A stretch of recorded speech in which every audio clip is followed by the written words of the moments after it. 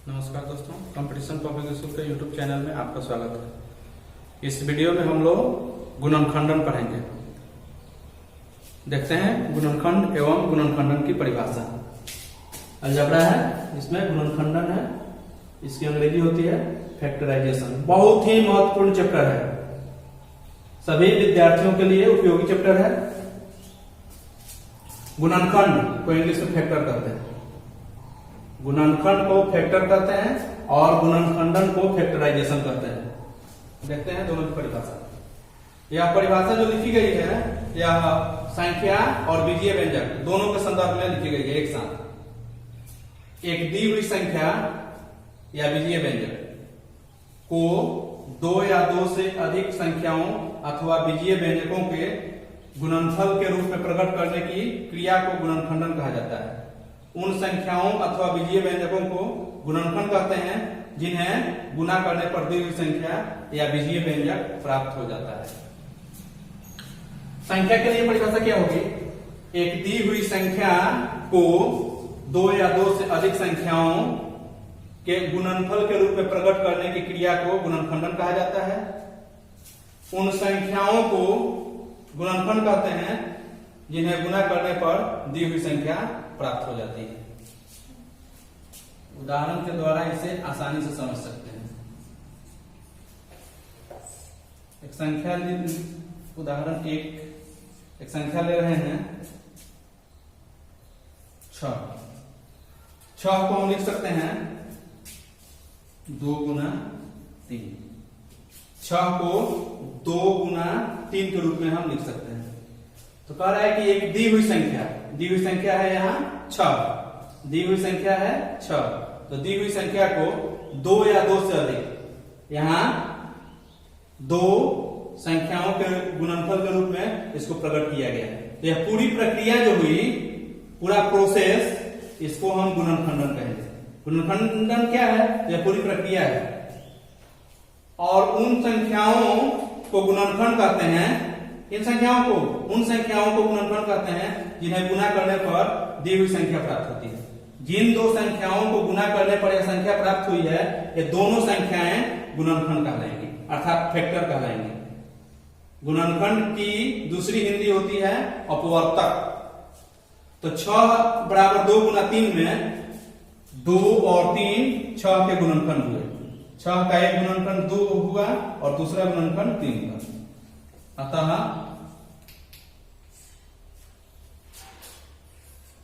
हम इसे ऐसे लिख सकते हैं 2 एवं 3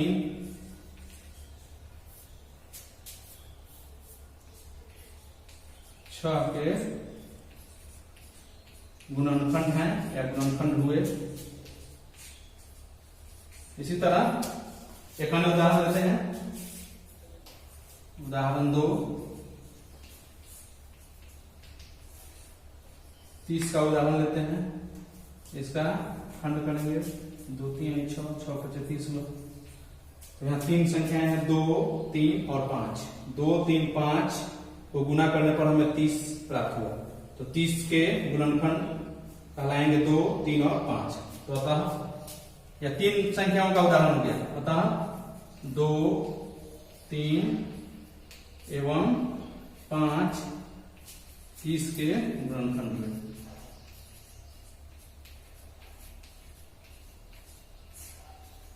इसी तरह एक बीजीय व्यंजक का उदाहरण देखते हैं।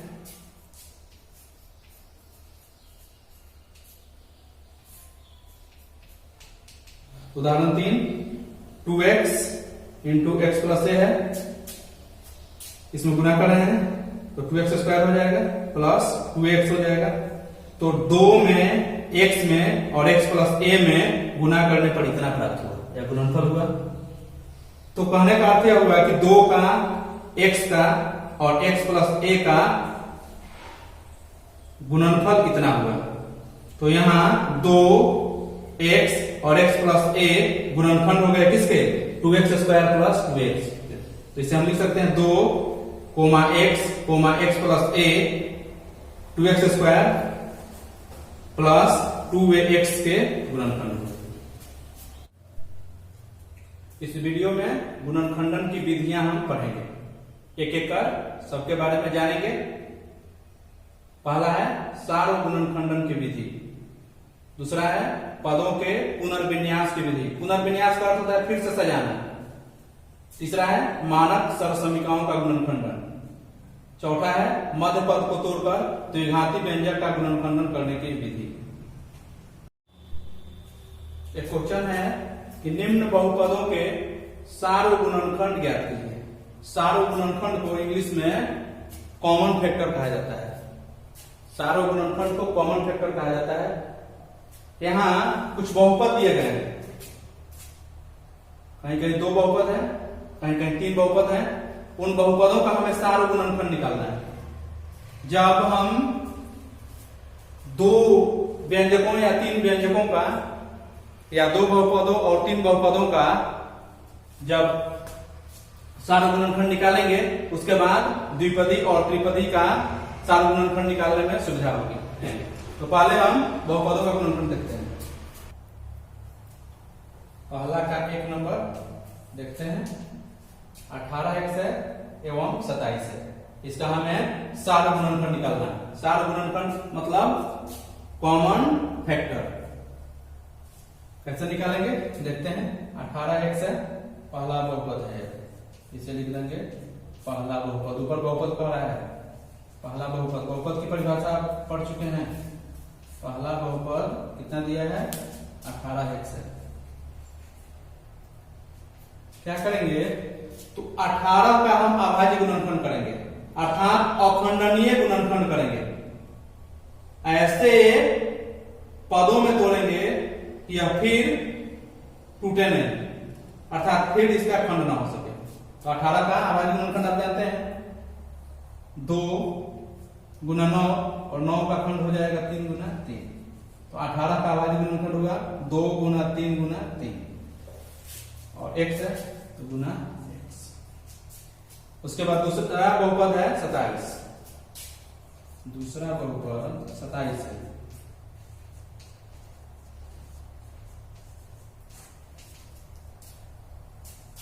सत्ताईस का भी खंड करेंगे, अभाज्य गुणनखंड कर देंगे, 3 गुना 3 गुना 3। इसीलिए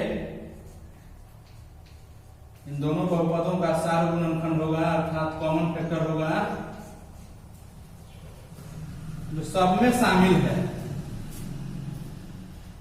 दोनों में शामिल है, उसको उपनिष्ठ कहा जाएगा। 2 हो या 2 से ज्यादा हो तो वहां सर्वनिष्ठ भी कहा जा सकता है। उसी को सार्व गुणनखंड कहा जाता है, जो दोनों में शामिल है, सभी में शामिल है। देखिए तो 3 इसमें है, इसमें भी है, फिर 3 इसमें है और इसमें भी है। 2 इसमें है तो इसमें नहीं है, एक 3 इसमें है तो उसका जोड़ा उसमें नहीं लग रहा है, इसलिए सार्व गुणनखंड होगा 3 गुना 3 53। यही सार्व गुणनखंड हो गया। एक और उदाहरण देख रहे हैं 6 नंबर, क्योंकि उसमें माइनस भी है। छठा है, उसमें 3 बहुपद है। आप लिखिए पहले, पहला बहुपद बराबर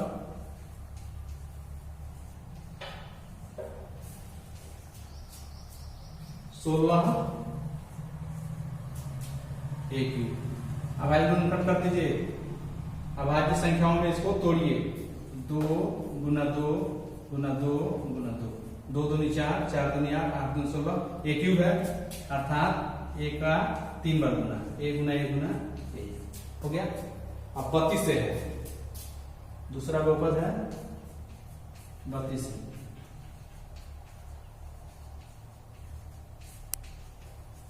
इसका भी अभाज्य गुणनखंड करेंगे, 32A, 2 गुना 2 गुना 2 गुना 2 गुना 2 गुना 2, 2 दूनी 4, 4 दूनी 8, 8 दूनी 16, 16 दूनी 32,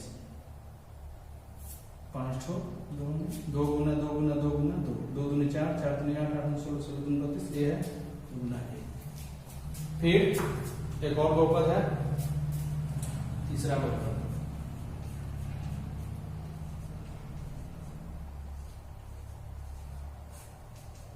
क्या है, -4 A² बी है।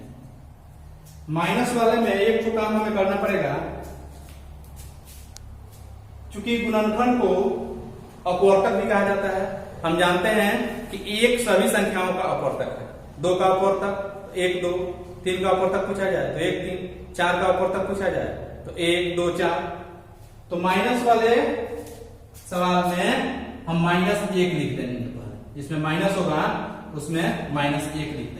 -1 गुना, अब माइनस यहां से हट गया, -1 हो गया। अब यह 4 a² भी हो गया, तो 4 का खंड होगा 2 गुना 2, फिर a² है a Guna a Guna b। Minus क्यों लिखे हैं? चूंकि -2 के साथ आता, इसलिए इस पद में फिर कॉमन लेने में आगे परेशानी होती, इसलिए हमने इसको -1 लिख दिया। माइनस वाला कोई भी होगा तो आप ऐसा कर दीजिएगा। उसके बाद हमें सार का गुणनफल निकालना है, कॉमन फैक्टर निकालना है। तो नियम तो वही है, सब में शामिल है, उसको सार गुणनफल कहेंगे।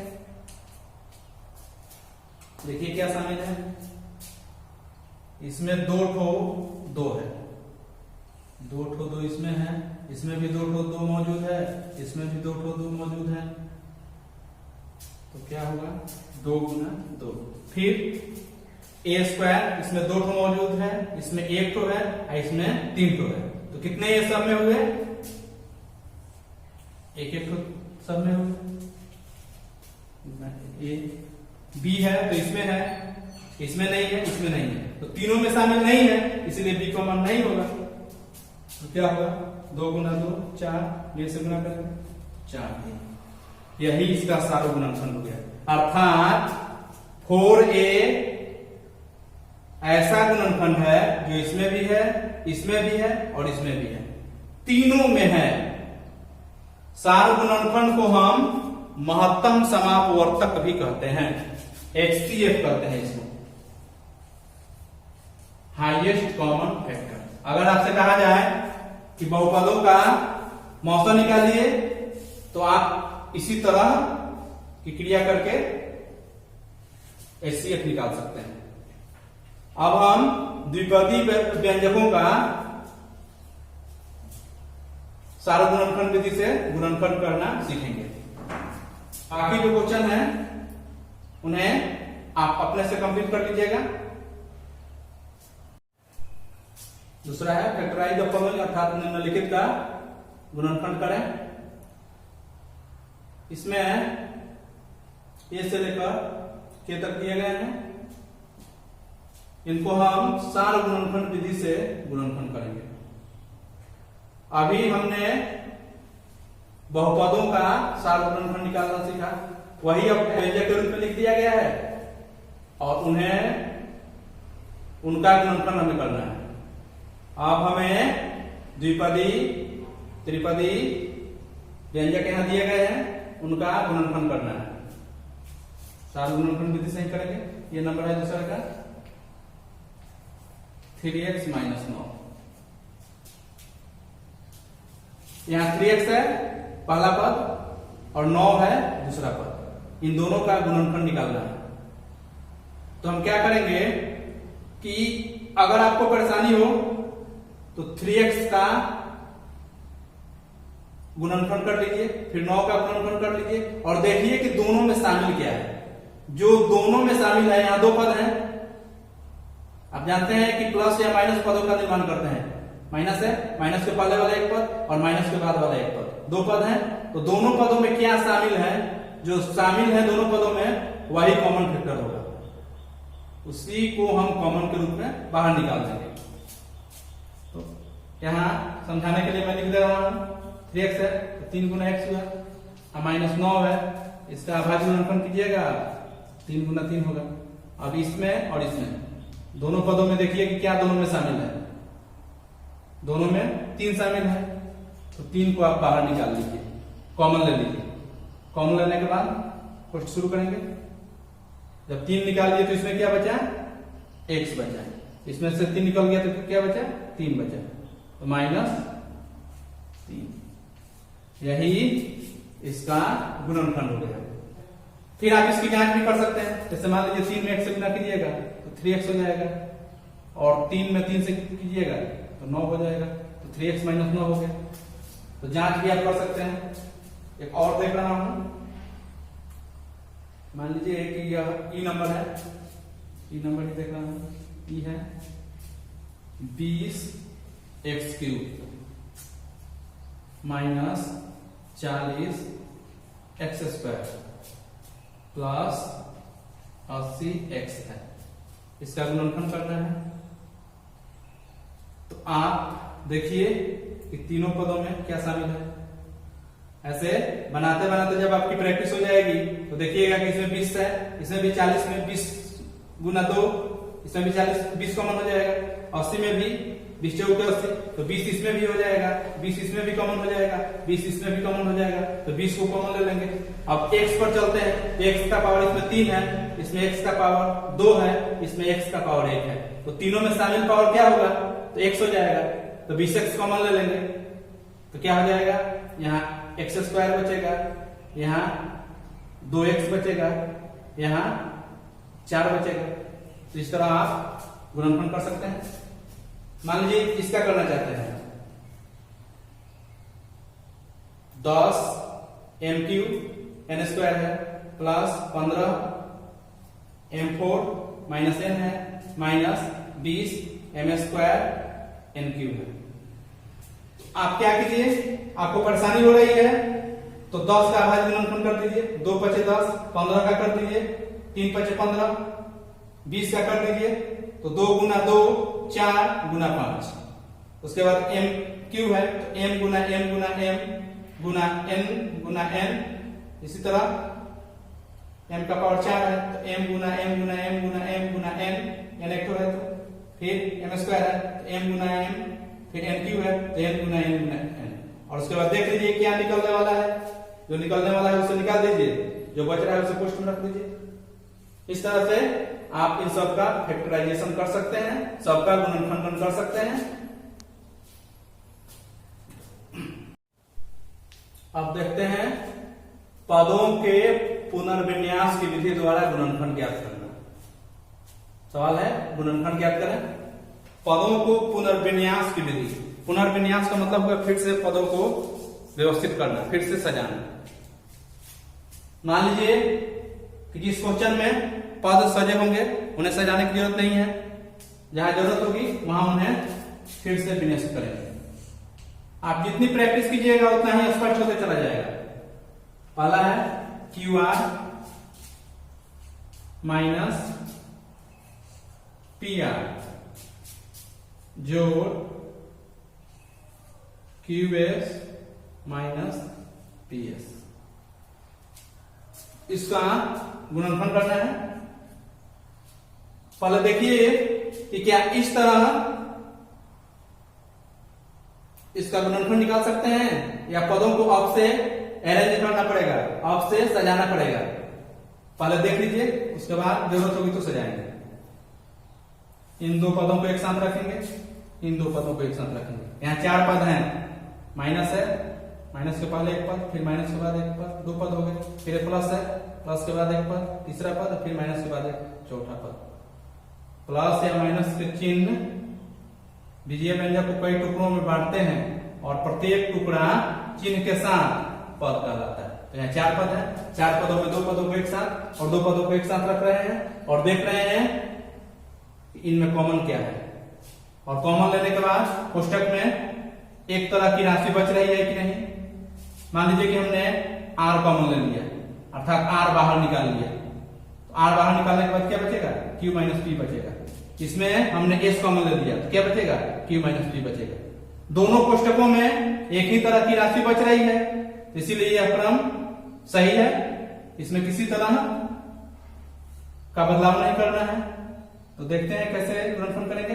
इन दोनों में r कॉमन है, कॉमन लेना अभी आप पढ़े हैं, r को बाहर निकाल लीजिए।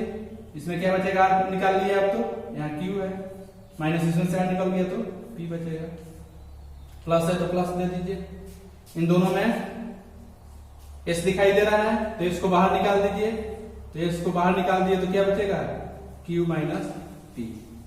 अब देखिए अब यहाँ 2 पद हो गए, दो पद हो गए। क्यों दो पद हैं? क्योंकि r और q माइनस p के बीच में कोई चिन्ह नहीं है, मतलब गुना का चिन्ह है। तो गुना और भाग के चिन्ह से पदों का निर्माण नहीं होता है, तो एक पद हो गया। और s गुना q माइनस p है तो दूसरा पद हो गया। पहला पद और दूसरा पद, इन दोनों पदों में देखिए कि क्या शामिल है। अगर शामिल है कुछ तो उसको बाहर निकाल दीजिए। q माइनस p कॉमन हो गया, कॉमन हो गया मतलब बाहर कर दिया गया। दोनों में शामिल है तो बाहर निकाल दिए, तो यहां बचा r, तो कोष्टक में r लिख देंगे और प्लस s, यही गुणनखंड हो गया। अब आपको लग रहा है कि हमारा गुणनखंड सही है कि नहीं? तो सही इसलिए है क्योंकि दोनों कोष्टकों में सेम आया है। दूसरी जांच इसकी यह है कि आप q माइनस p से r प्लस s में गुना कीजिए। जब दोनों में गुना कीजिएगा तो इतना आ जाएगा, क्योंकि आप गुना करना पहले ही पढ़े हैं। इसी तरह b नंबर देख रहे हैं,